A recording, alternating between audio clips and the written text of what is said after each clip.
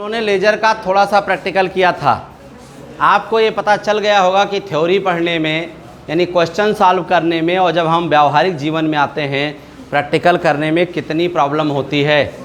Party create करने तक की प्रॉब्लम हो रही है। ठीक है, चलिए कल मैंने जो दिया था मैं पहले बोल देता हूँ, आप चेक कर लीजिए। हमें ट्रांजैक्शन दे दो जो लिखें कहाँ से। चलो कल जो मैंने दिया था मैं चेक करा देता हूँ, पहले आप चेक कर लो गड़बड़ तो नहीं लिखे हो। पहला है good sold to Pal garment, तो हो जाएगा पाल गारमेंट में टू सेल्स अमाउंट डेबिट में और सेल्स में by Pal garment amount credit में। यही लिखे हो, चेक करो। पाल गारमेंट में टू सेल्स अमाउंट डेबिट में और पहले से अगर कोई अमाउंट होगा डेबिट क्रेडिट का तो बैलेंस कर लेंगे। आज वही सिखाऊंगा आपको, बैलेंसिंग करना ही यहाँ। ओके ठीक।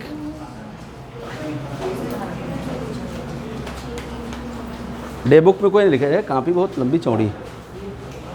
डे बुक दे दो, तो हल्का है, बहुत वजनी है वो। चलिए ठीक है, कहाँ से जनरल एंट्री पास कर डाली का गुड सोल्ड, हाँ good sold to Pal garments यहाँ से।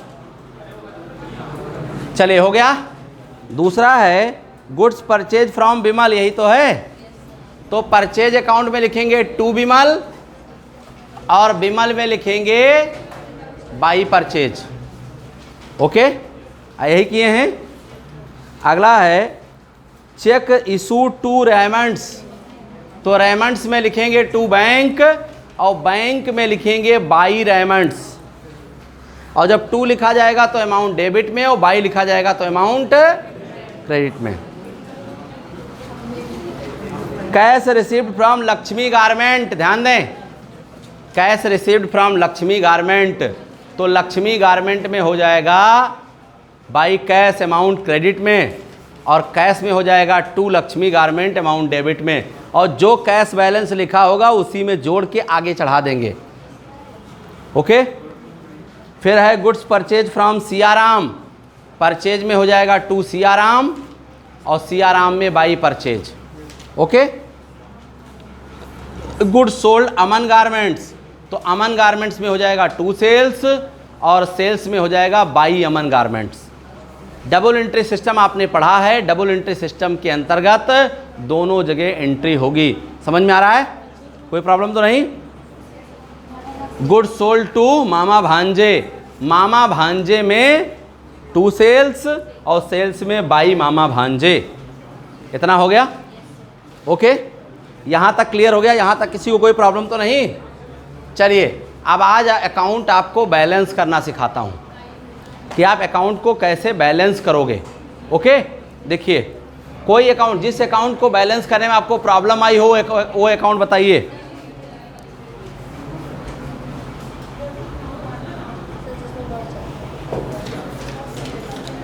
रेमंड्स का बता दें, क्यों रेमंड्स की बैलेंसिंग बता दें, किसकी बताएं। चलो किसी की नहीं, सिर्फ बोर्ड पर आंख गड़ा के देखो।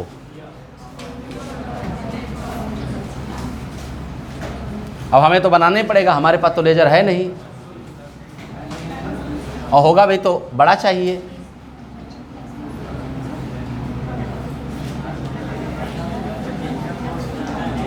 ध्यान दीजिए, ये मान लिया रमेश का अकाउंट है या रेमंड्स का ही अकाउंट है, रेमंड्स का अकाउंट है, ध्यान दें। ओके, अब पहला हमने क्या किया था, रेमंड से ये डेबिट बैलेंस, ध्यान दें, ये क्रेडिट बैलेंस, ये छोटंका वाला कॉलेज मतलब कॉलम CR और DR और ये बैलेंस। ओके, चलो अब हमने जब रेमंड से परचेज किया तो क्या लिखेंगे, बाई परचेजेज अकाउंट, अमाउंट किसमें, मान लिया हमने 5 लाख रुपए का परचेज किया, सपोज कीजिए, पक्का। कहाँ लिखा है? क्रेडिट में। तो यहाँ पर छोटे वाले कॉलम में क्रेडिट लिख करके और 5 लाख लिख देंगे, पक्का। समझ आ गया? अब ये पैसा मांगेंगे, बिना पैसे के तो अगला ट्रांजैक्शन होगा नहीं, पक्का। चलो, तो अब हम इनको मान लिया चेक देंगे, तो चेक देना मतलब बैंक समझते हैं, तो क्या हो जाएगा? To bank account. क्या हो जाएगा? To bank account. क्लियर? तो मान लिया हमने इनको 3 लाख रुपए दिया। अब बोर्ड पर ध्यान दीजिएगा, सावधानी हटी दुर्घटना घटी। ठीक, चलिए। अब 5 लाख क्रेडिट बैलेंस है और डेबिट पे कितना लिखा है? 3 लाख। तो 5 लाख में से 3 लाख माइनस हो जाएगा, लेकिन बैलेंस क्रेडिट ही रहेगा। कितना? समझ आ गया? इतना क्लियर हो गया सभी को? चुन्नू मुन्नू, पक्का। चलो हैं, चलिए देखो, हमने रेमंड से, ध्यान दो आकृति, हमने रेमंड से परचेज किया कितना? 5 लाख। क्रेडिट में लिख दिया, यहाँ क्रेडिट बैलेंस हो गया। फिर रेमंड को हमने चेक जारी किया, 3 लाख रुपए का इशू किया, तो ये डेबिट में लिखा गया। तो क्रेडिट में से डेबिट हमने माइनस कर दिया, तो अभी भी क्रेडिट बढ़ा है। 5 लाख में से 3 लाख माइनस किया तो भी बैलेंस कौन सा है? क्रेडिट। समझ आ गया? अब रेमंड्स कह रहे हैं कुछ पैसा और भिजवाओ। रेमंड्स क्या कह रहे हैं? कुछ पैसा और भिजवाओ। तो हमने कहा ले जाओ, टू बैंक अकाउंट। फिर एक चेक हमने 3 लाख का जारी कर दिया। ओके, अब ध्यान रखना, अब डेबिट है 3 लाख और क्रेडिट कितना है? 2 लाख। अब क्या होगा? डेबिट बड़ा हो गया, तो यहां डेबिट बैलेंस 1 लाख। पक्का? समझ आ गया? अब ये हमको माल बेचेंगे, फिर बाई परचेजेज अकाउंट। ओके, मान लिया 4 लाख रुपए का माल बेचा इन्होंने, फिर डेबिट कितना है? 4 लाख। ओके, नहीं सॉरी, क्रेडिट में लिखा जाएगा। क्रेडिट कितना है? 4 लाख। अब 4 लाख क्रेडिट है और डेबिट कितना है? तो यहां क्या लिखा जाएगा? क्रेडिट कितना? बैलेंसिंग करना समझ गए? पक्का? ओके, तो चलो मैं एक बोल रहा हूं, कॉपी में ऐसे छोटा सा बना के प्रैक्टिस करोगे, उसको लेजर को छीछा लेदर नहीं मचाएंगे, गड़बड़ हो जाए वो। ठीक है, चलो कॉलम ऐसे बना करके कॉपी में प्रैक्टिस करेंगे। मैं बोल रहा हूं, लिखिए।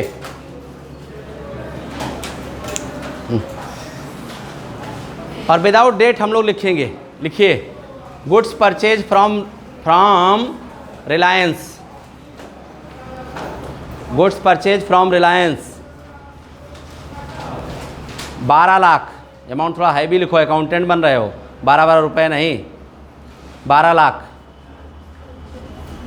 ओके, और आप एक चीज़ रट लो, 1000 में कितने जीरो होते हैं, 10,000 में कितने होते हैं, लाख में कितने होते हैं, 10 लाख में कितने होते हैं, 1 करोड़ में कितने होते हैं, 10 करोड़ में कितने होते हैं, और अरब में कितने होते हैं, और मिलियन किसे कहते हैं, बिलियन किसे कहते हैं, ट्रिलियन किसे कहते हैं। इतनी बात आपको मालूम होनी चाहिए। Okay, 4 million is equal to 4 million means 40 lakh, यानी 10 million, 1 million means 10 lakh, 1 billion means 10 crore, 1 trillion means 10 अरब। तो ये आपको मालूम होना चाहिए मिलियन, बिलियन, ट्रिलियन का क्या कॉन्सेप्ट है, क्योंकि आगे अमाउंट जो लिखे जाते हैं मिलियन में ही लिखे। आपने सुना मिलेनियर, लखपति, ठीक है, बिलियनियर करोड़पति, ट्रिलियनियर अरबपति। ठीक है, पता समझ में आया? ओके, चलो लिखो, goods purchase from Reliance 12 lakh. ठीक, 12 लाख को क्या लिखा जाता है? 1.2 मिलियन लिखा जा सकता है। ओके, पक्का? अभी अपने जो शिवा हब यूट्यूब चैनल है उस पे ये वीडियो, ये जो माल्यार्पण का वीडियो है, ये 1.71 मिलियन व्यूज हुए हैं।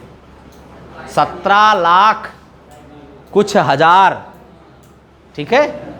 हाँ, और आप सभी लोग commerce hub by Pathak sir का एक यूट्यूब चैनल है, फिर से ग्रुप में डाल देंगे, सब्सक्राइब कर लीजिए। जिससे बीच बीच में अभी बताए थे कि शाम को अभी इंटरेक्टिव पैनल आने वाला है, तो उस पर क्लासेस चलेंगी आपको शाम को, free of cost, open for सबके लिए रहेगा वो। उसमें केवल कॉन्सेप्चुअल बातें होंगी, क्वेश्चन नहीं लगवाया जाएगा, ठीक है। और पूरा नहीं, वो केवल प्रचार के लिए रहेगा, है। हाँ, सब वहाँ पढ़ा देंगे तो यहाँ कौन आएगा। चलिए लिखिए, ठीक, क्या लिखे, गुड्स परचेज फ्रॉम रिलायंस। लिखिए, cheque issued to Reliance 6 lakh, cheque issued to Reliance, cheque issued to Reliance 6 lakh. फिर लिखिए, cheque issued to Reliance 9 lakh, फिर से।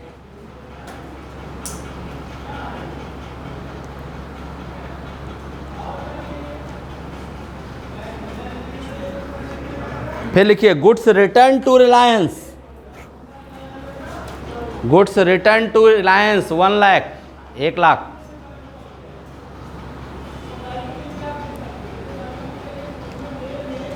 फिर लिखिए, गुड्स परचेज फ्रॉम रिलायंस, फिर से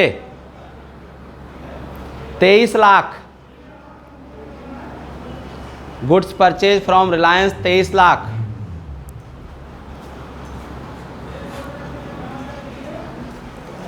फिर लिखिए, RTGS to Reliance, RTGS to Reliance 11 lakh, RTGS to Reliance. कितने लोग आरटीजीएस नहीं जानते हैं? 1 मिनट होल्ड कर लीजिए, सीख लीजिए, फिर बताता हूं आपको। देखिए, आपको पता होगा मनी कितने टाइप की होती है, टाइप ऑफ मनी कौन कौन से? सबसे पहला बार्टर सिस्टम, वस्तु विनिमय प्रणाली, वहाँ वस्तुएं मनी के रूप में होती थी।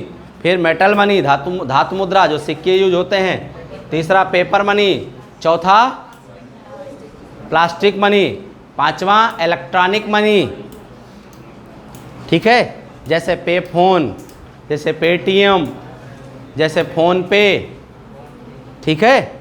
जैसे और कौन कौन से, तमाम सारे। बिग कुछ ऐसे, क्या अभी नया आया है, कैश, बिग कैश नहीं, बिटकॉइंस तो अलग हैं। अच्छा, कोई बिटकॉइंस के बारे में कौन जानता है, बताए। व्हाट इज बिटकॉइंस, क्या है?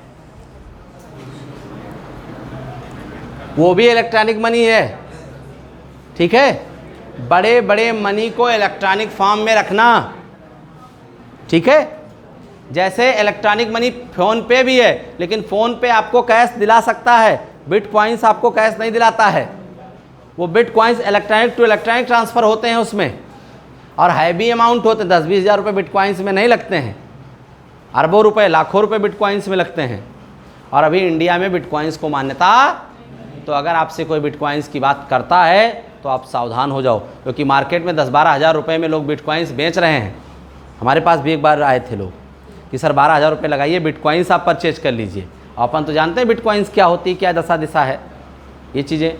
अगर कोई अननेचुरल ग्रोथ की बात करता है तो that is not possible. Cancer क्या है? Unnatural growth of cells. शरीर में सेल्स का अननेचुरल ग्रोथ हो जाता है, वही कैंसर है। तो अगर अननेचुरल ग्रोथ की कोई बात करता है कि 10 हज़ार लगाओ, 6 महीने बाद 24 हज़ार लीजिए, तो ये नॉन नेचुरल है। मैक्सिमम अगर आज के डेट में है तो प्रॉपर्टी में आपका पैसा 2 साल में दुगना हो सकता है, उससे कम में कहीं कोई दुगना होने की व्यवस्था नहीं। ओके, उससे कम में कोई व्यवस्था नहीं है कि 2 साल में आपका 2 गुना हो जाए।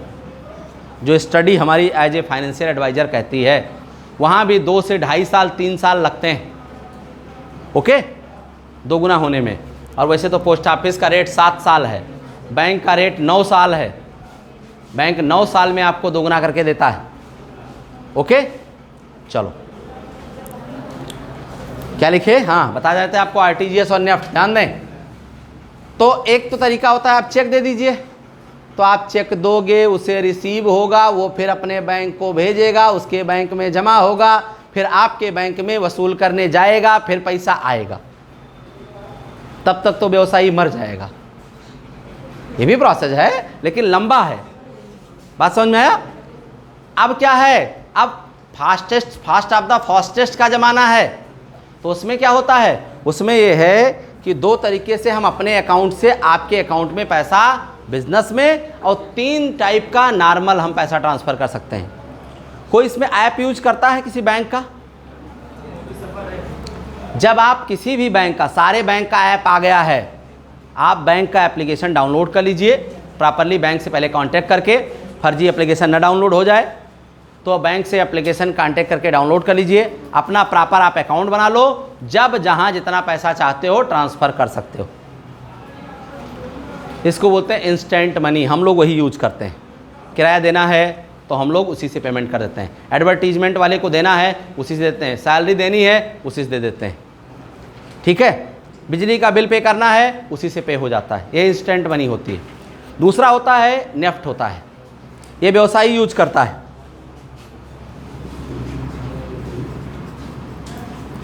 नेशनल इलेक्ट्रॉनिक फंड ट्रांसफ़र एक सुविधा है जिसके अंतर्गत 2 लाख रुपए से 1 रुपये कम तक, ठीक है, या 2 लाख रुपए से कम अगर किसी खाते में ट्रांसफ़र करना है तो आप नेफ्ट करोगे।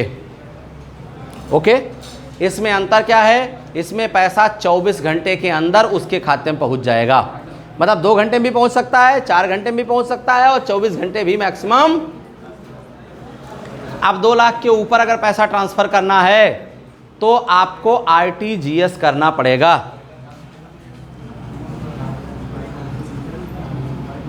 Real time gross settlement. आपने पैसा भेजा और आपने बटन क्लिक किया अपने कंप्यूटर पे, विद इन सेकेंड उसके अकाउंट में ब्लिंक करने लगेगा। बात समझ में आया? यही दोनों में डिफरेंस है। एक ही फार्म है, उसी फार्म पे आरटीजीएस नेफ्ट होता है। अगर आपको 2 तरीके से आरटीजीएस नेफ्ट कर सकते हैं, आप ऐप के माध्यम से कर सकते हैं और बैंक में भिजवा के कर सकते हैं। बैंक में बात ना करें भाई, या कुछ अच्छी बात हो तो हमको भी बताओ क्या है, कुछ बतिया रहे थे तो हमको भी बताओ, हम भी सुनना चाहते हैं।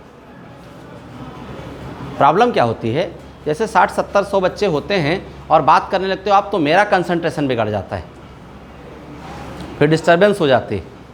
तो ध्यान रखें, बहुत समय आपको मिलता है, आप 11 बजे आ जाओ, आधे घंटे पूरा समय रहता है, बैठ के बतियाओ, ठीक, यहाँ बतियाओ। ऊपर बैठने की कितनी अच्छी व्यवस्था है, सेल्फी की व्यवस्था है, ऊपर जाके खींचो, पेड़ पौधे लगे हैं छत पे हैं, हाँ ठीक है। तो थोड़ा क्लास में ध्यान रखें, क्योंकि मैक्सिमम 50 से 55 मिनट की क्लास होती है, उसमें भी आप बात करोगे, हम कुछ बताएंगे समझाएंगे तो फिर कंसंट्रेशन बिगड़ जाता है। चलो ध्यान दो, क्या बता रहे थे? हमारी ये सबसे बड़ी कमजोरी है, हाँ ठीक है। चलिए आरटीजीएस, तो आरटीजीएस में क्या होता है कि आप खाते में सीधे ट्रांसफ़र कर देते हो, ठीक। तो बिजनेसमैन क्या करता है, या तो एप्लीकेशन चला रहा होता है, या तो ऑनलाइन पेमेंट सिस्टम उसने अपने कंप्यूटर में ले रखा है, सारे अकाउंट फीड हैं, जिसको ट्रांसफ़र करना उसको सेलेक्ट किया, अमाउंट भरा और सेंड कर दिया आरटीजीएस। ये मैं स्वयं भी कर सकता हूँ, मैं बैंक से कराना चाहूँ, एक फॉर्म भर दूँ, उसके पीछे कैंसिल चेक लगा दें, या उसके नाम से लिख करके, बैंक के नाम से लिख करके चेक लगा दें, और उस फॉर्म को हम बैंक भेज दें, हमारा आरटीजीएस बैंक कर देगा। आपने सुना होगा, लोग कहते हैं ले जाओ फॉर्म, बैंक से आरटीजीएस करा दीजिएगा। लोग रिस्क नहीं लेना चाहते हैं, गड़बड़ हो जाए, कोई दिक्कत हो जाए, लेकिन क्योंकि करेंट अकाउंट पर बैंक से ही आरटीजीएस की सुविधा है। वैसे अब तो सारी सुविधाएं दे दिया है, ऐप पे भी दे दिया है, ऑनलाइन बैंकिंग आप ले लीजिए, सारा अपने हाथ में लीजिए, अपने ऑफिस से सारा ट्रांसफ़र करिए। आप देखते होंगे कि सरकार आपके खाते में पैसा ट्रांसफ़र करती है, किसका? गैस का। कैसे होता है? ऐसे तो होता है इलेक्ट्रॉनिक ट्रांसफ़र। आपने देखा होगा एक सिस्टम शुरू किया गया, आप जैसे ही मोदी आए, आपने देखा सबसे पहला प्रयास किया जनधन अकाउंट। क्यों? कभी आपने सोचा कि ऐसा क्यों किया? पहले क्या होता था, पहले नरेगा का पैसा प्रधान जी के खाते में आता था, गैस पे सीधे सब्सिडी होती थी। जब गैस पर सीधे सब्सिडी होती थी तब आपने देखा होगा गैस की लाइन लगती थी, कई बार मैं बताऊं आपको, 2003-4 के पहले की बात बता रहे हैं, मतलब 10 के पहले की बात बताएं, कई बार क्लास छोड़ना पड़ता था, आज गैस लाने जाना है। तब इतने कर्मचारी नहीं होते थे, खाली मैं ही कॉमर्स ही पढ़ाता था, तो एक दिन का काम रहता था गैस लाने का। जाओगे, लाइन लगाओगे, गैस आएगा, मिलेगा, इसमें 4-5 घंटे लगेंगे। अभी क्या है, टन टन टन, ठीक। आप फ़ोन से गैस बुक कर दीजिए, भले ही पैसा कम लगता है, ज़्यादा लगता है, जो भी है, लेकिन आपके घर पे। और दूसरी चीज़, आज के डेट में किसी को गैस के लिए लाइन लगाना पड़ता हो, तो फैसिलिटीज़ बढ़ेंगी तो उसकी कास्टिंग भी बढ़ेगी। आपके दरवाजे पर अगर कोई चीज़ सामान दे के जाएगा तो फ्री में नहीं देखा जाएगा, उसकी चार्जिंग होती है। फिलहाल वो एक अलग सिस्टम है, उस पर हम लोग, तो उसका जनधन अकाउंट का चर्चा करने का मतलब क्या था कि सभी लोगों का अकाउंट हो जाए। सरकार अगर ट्रांसफ़र करना चाहे, कोई भी सरकार हो, बीजेपी हो, कांग्रेस हो, कोई भी हो, अगर पैसा ट्रांसफ़र करना चाहे तो सीधे वही मंत्रालय से। अभी आप देखो किसान सम्मान निधि आ रहा है, किसानों के खाते में सीधे कृषि मंत्रालय द्वारा पैसा ट्रांसफ़र कर दिया जाता है। तो उसमें क्या होता है, बीच में बिचौलिए ख़त्म हो जाते हैं। अभी आपको बताएं, अभी राशन कार्ड, जो राशन मिल रहा है, गल्ला, गेहूं, चावल, इसकी व्यवस्था गैस सिलेंडर जैसे होने जा रही है। कंज्यूमर के खाते में पैसा आ जाएगा, वो चाहे गेहूं ले, चाहे चावल ले, नहीं ना ले। और अभी क्या है, अभी 3 रुपये 2 रुपये मिल रहा है, तब मिलेगा 28 रुपये 30 रुपये में। लेकिन मान लिया 30 रुपये मिल रहा है तो 28 रुपये आपके खाते में आ जाएगा। जैसे अभी गैस वाला देते, आप पूरी राशि हो, सब्सिडी आपके खाते में आ जाता है। मैं बताऊं आपको, जितना ही बैंकिंग ट्रांजैक्शन होगा उतना ही करप्शन कम होगा। आज तक सुना हो कोई कहा हो हमारे खाते में घूस ट्रांसफ़र कर दो, हमें चेक दे दो घूस का, हमें डीडी बनवा के दे दो घूस का। घूस, ब्राइब जितने भी लिए जाते हैं वो सब कैश में लिए जाते हैं, या एसेट्स में, या प्रॉपर्टियों में लिए जाते हैं। वो खाते में नहीं लिए जाते, क्योंकि जैसे खाते में आएगा वैसे शो हो जाएगा, पता चलेगा डीएम साहब का खाता लबालब भरा है। ठीक है, तो ये सब फैसिलिटीज़ होती हैं। क्लियर हो गया? आरटीजीएस और नेफ्ट क्लियर हो गया। एक होता है इंस्टेंट पे, वो आम आदमी यूज करता है, तुरंत भुगतान कर दीजिए, 1 मिनट लगे, क्योंकि चार्जेबल है। 5 रुपये एक ट्रांजैक्शन का, अगर 1000 से ऊपर है तो 5 रुपये लगता है उस ट्रांजैक्शन में, और अगर 1000 से नीचे है तो 2.5 रुपये लगता है एक ट्रांजैक्शन में, इंस्टेंट पे में। ठीक है, तुरंत पेमेंट करने में। चलिए, ओके, समझ में आ गया? अगला एक और बनाओ, लिखो गुड्स परचेज 15 लाख जी हैं, क्या यही 2 उसी के खाते में 2 सेल्स रिटर्न अमाउंट डेबिट में, या परचेज, सॉरी परचेज के 2 परचेज रिटर्न अमाउंट डेबिट में। मेरे पास 3 लाख ऑलरेडी क्रेडिट, हाँ हाँ मैंने जब उसको परचेज रिटर्न किया, हाँ, क्रेडिट पे अमाउंट जुड़ेगा या लेस हो जाएगा? नहीं, डेबिट में लिखेंगे और लेस हो जाएगा वहाँ अमाउंट। हाँ, क्रेडिट में से लेस हो जाएगा। ओके, चलिए इतने का करके बताइए कि रिलायंस का बैलेंस आए, amount 7 lakh, goods purchase 7 lakh. अब इसका बैलेंस निकाल के बताओ कितना आएगा। रिलायंस के हम बकाया हैं कि रिलायंस हमारा बकाया है, बना के बताओ। चलो बना के बताइए क्या पोजीशन है।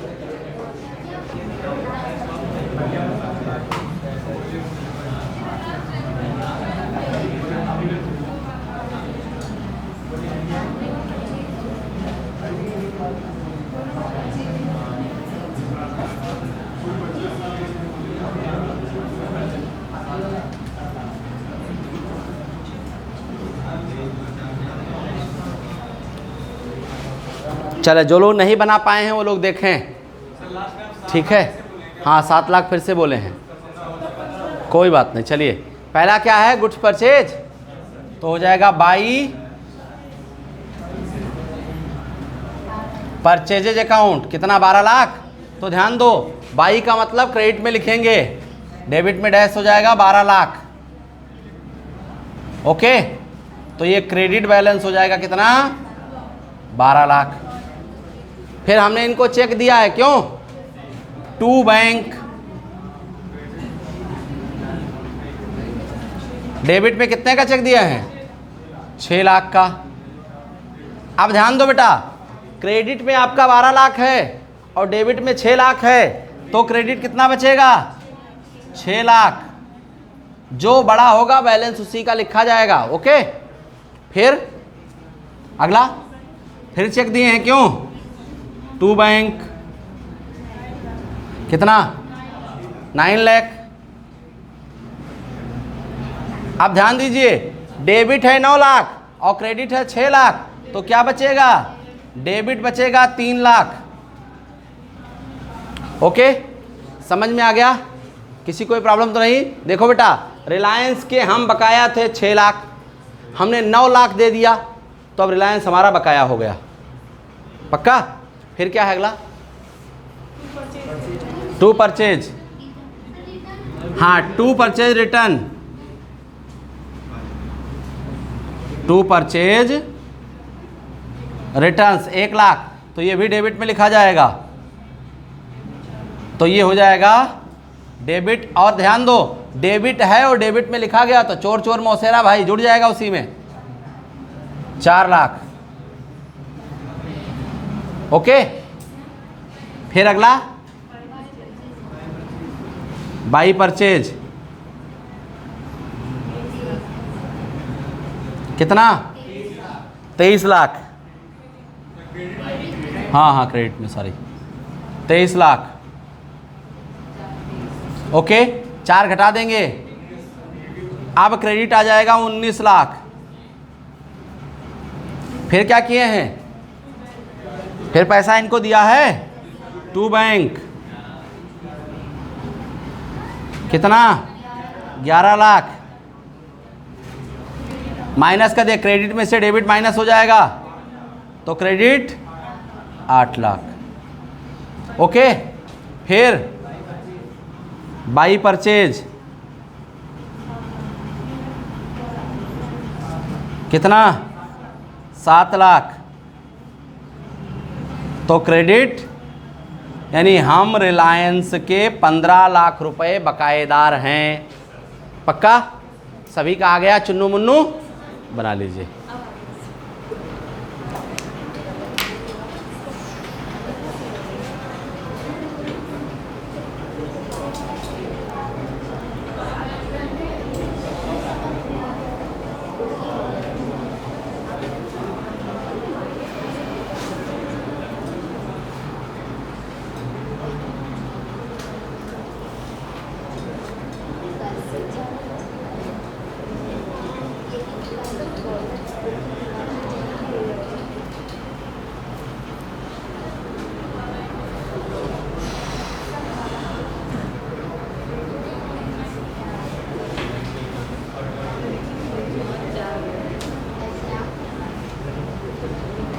ओके, समझ आ गया?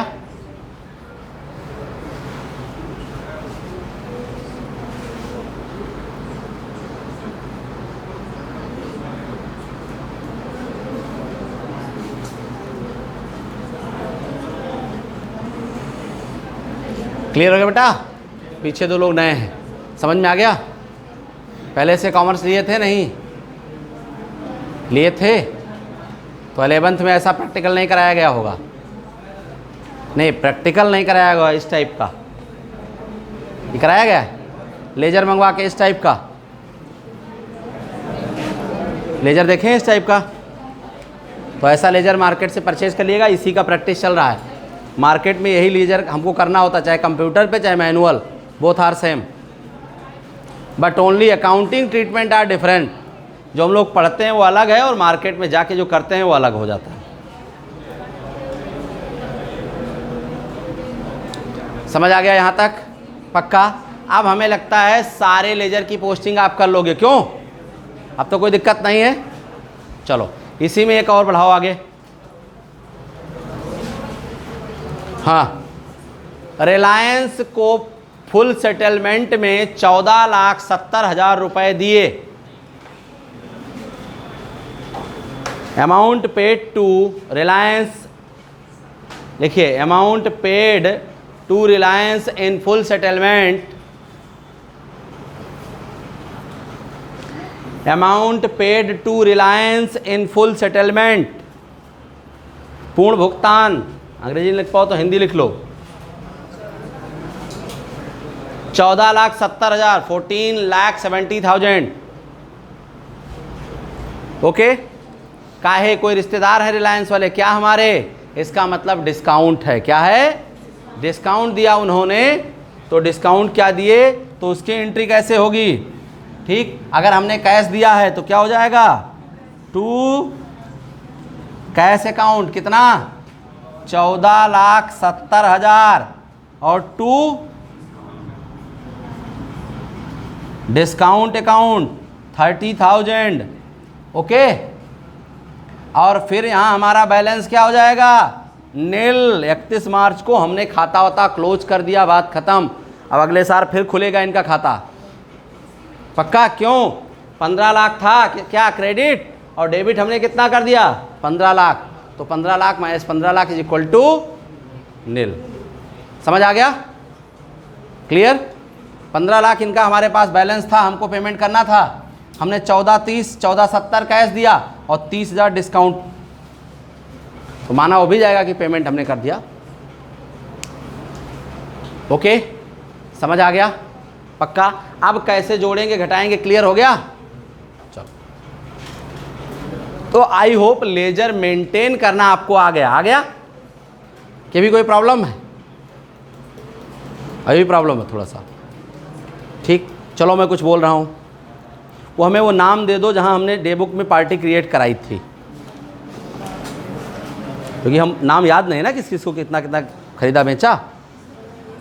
लिखिए, कॉपी में लिख लो, लिखिए goods purchase from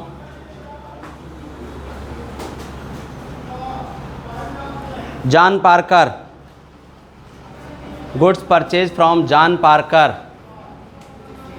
12 lakh.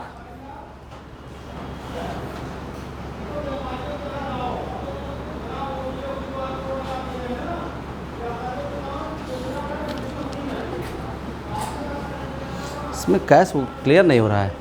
Party वाला है किसी का जो पार्टी क्रिएट कराया मैंने।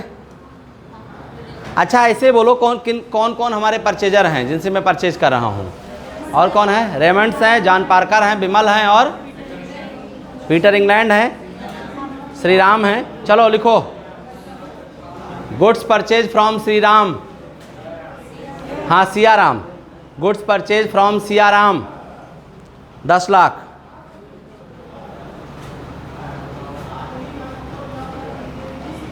अगला लिखिए, हो गया, goods purchase from Siya Ram 10 lakh. Okay, अब लिखो RTGS to John Parker,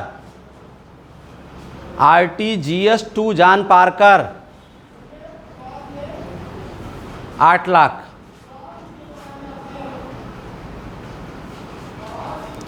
RTGS to Siyaram 5 lakh, RTGS to Siyaram 5 lakh. अगला, goods return to John Parker 50,000, goods return to John Parker 50,000।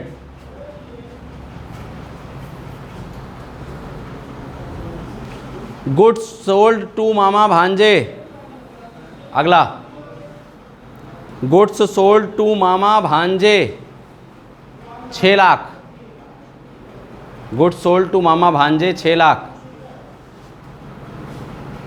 Goods sold to Lakshmi cloth 8 lakh, goods sold to Lakshmi cloth 8 lakh, और इसके ऊपर वाला 6 lakh. RTGS from Lakshmi cloth, हाँ RTGS from और to समझिएगा, समझ जाओगे। ठीक, RTGS from Lakshmi cloth 6 lakh, 6 lakh. NEFT from Mama Bhanje 1,50,000, NEFT from Mama भांजे। और एक चीज़ ध्यान रखो, प्रैक्टिकल लाइफ में नेफ्ट और RTGS को सबको RTGS ही बोलते हैं, या सबको नेफ्ट ही बोलते हैं? जो भी बोल दिया बात खत्म, बैंक हो जाएगा। चाहे नेफ्ट बोल दिया, चाहे सैद्धांतिक रूप से अंतर है कि 2 लाख रुपए करना होता है तो नेफ्ट, और 2 लाख के ऊपर करना होता है तो आरटीजीएस। लेकिन बोलते उसको चाहे नेफ्ट बोल दे चाहे आरटीजीएस, बात एक ही। ओके, लिखिए गुड्स रिटर्न्ड बाई, इसका 1,50,000 नेफ्ट वाला, goods returned by Lakshmi cloth 30,000। Okay, चलो अब आप अपने लेजर में इसकी पोस्टिंग करके करो और फिर मैं अकाउंट का बैलेंस पूछूंगा तब आप बताइएगा। पोस्टिंग करिए अपने अपने लेजर में, आप पोस्टिंग करो, चाहे अच्छी पोस्टिंग हो चाहे गंदी पोस्टिंग। ध्यान दें, लिखना बंद करें, आवाज़ बंद कर दीजिए, म्यूट कर लीजिए। देखिए जब आप लेजर बनाओगे तो कुछ कॉन्सेप्ट ध्यान रखिए। लेजर बनाते समय बैंक का कभी भी क्रेडिट बैलेंस नहीं आएगा, बैंक का कभी भी क्रेडिट बैलेंस नहीं आएगा। अगर क्रेडिट बैलेंस आ गया तो फिर वो बैंक ओवरड्राफ्ट हो जाएगा। ठीक है, ओके, मतलब ये मैं सैद्धांतिक बात बता रहा हूँ आपको, थ्योरेटिकल बात बता रहा हूँ। अभी चूंकि हम लोगों ने कोई क्वेश्चन और व्यवहार नहीं लिया है इसलिए क्रेडिट आ सकता है, कोई प्रॉब्लम नहीं। ओके, लेकिन अगर ये ध्यान रखिएगा कि कभी कोई आपसे पूछे और ऐसा ट्रांजैक्शन दे दे और क्रेडिट बैलेंस आने लगे, आप फटाफट मेंटेन करके बात ख़त्म। नहीं, बैंक का क्रेडिट बैलेंस नहीं। अगर क्रेडिट बैलेंस आता है तो हम उसे बैंक ओवरड्राफ्ट लिखेंगे, ना कि क्रेडिट बैलेंस लिखेंगे। ओके, समझ में आ गया? चलिए, लेजर में किसी का कोई क्वेश्चन हो? ओके, तो अब ध्यान दीजिए, पहले आप हेडिंग डालो method of trial balance. Heading डालिए